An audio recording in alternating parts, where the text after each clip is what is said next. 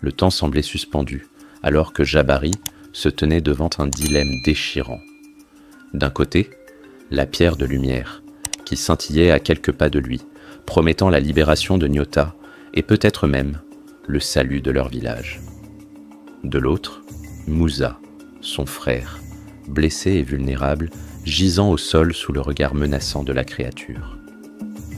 Le cœur battant, Jabari prend une décision. Il se précipita vers la pierre, la saisissant avec une détermination farouche. Au moment où ses doigts se refermèrent sur l'artefact, une lumière éblouissante jaillit, repoussant la créature dans un rugissement de douleur. La lumière enveloppe Musa, guérissant partiellement ses blessures. « Musa, tiens bon !» cria Jabari, courant vers son frère pour l'aider à se relever. Nyota apparaissait alors comme si elle avait été appelée par la lumière de la pierre. Son visage, habituellement impassible, trahissait une émotion rare. « Vous avez fait preuve d'un grand courage, » dit-elle, sa voix résonnant comme une mélodie ancienne. La pierre de lumière est un fragment de l'âme de la forêt. Son pouvoir peut apporter la pluie et la prospérité à votre village. Mais pour cela, vous devrez accomplir une dernière épreuve. Nyota les conduisit à une clairière sacrée où les arbres formaient un cercle parfait autour d'un autel de pierre. La lumière de la pierre illuminait l'endroit, créant une atmosphère à la fois paisible et solennelle. Pour libérer la forêt et votre village, l'un de vous doit renoncer à quelque chose de précieux, déclare Nyota. Ce sacrifice scellera votre engagement envers l'équilibre entre l'homme et la nature. Musa, encore faible mais déterminé, fut le premier à parler. « Je renoncerai à ma position de leader dans le village, » déclare-t-il. « J'ai toujours cru que c'était mon devoir de guider les autres, mais je comprends maintenant que je ne peux pas tout porter seul. » Jabari, inspiré par la sincérité de son frère, ajouta « Et moi, je renoncerai à ma liberté. J'accepterai de m'engager davantage envers notre communauté, de prendre des responsabilités et de contribuer à son bien-être. » Nyota les observe avec un regard approbateur. « Votre volonté de partager ce sacrifice montre que vous avez compris l'essence de cette épreuve.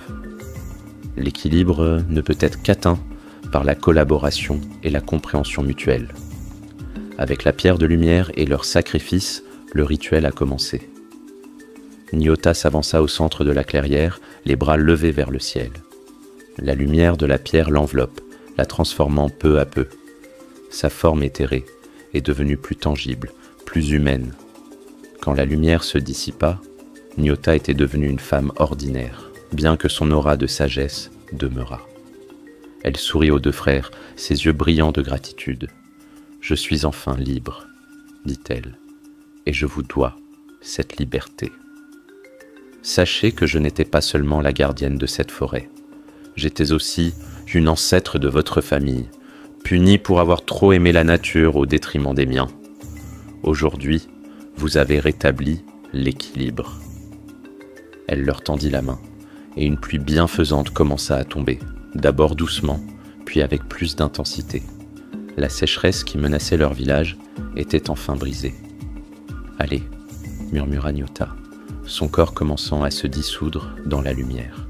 « Retournez à votre village, vous avez encore beaucoup à accomplir. » Et avec ces mots, elle a disparu, laissant derrière elle une forêt régénérée et deux frères transformés.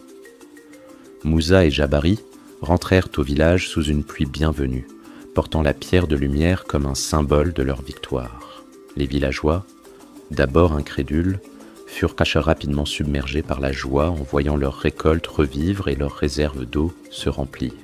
Les deux frères travaillent ensemble pour guider leur communauté, combinant la foi et la discipline de Musa avec la créativité et l'énergie de Jabari.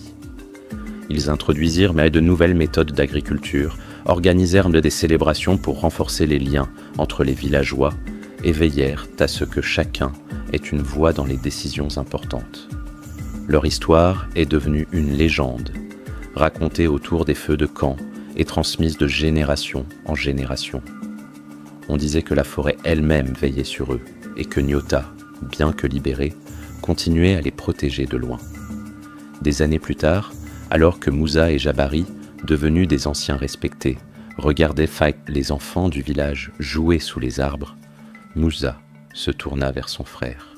« Tu te souviens de ce que Nyota nous a dit ?» exigea-t-il. Jabari sourit.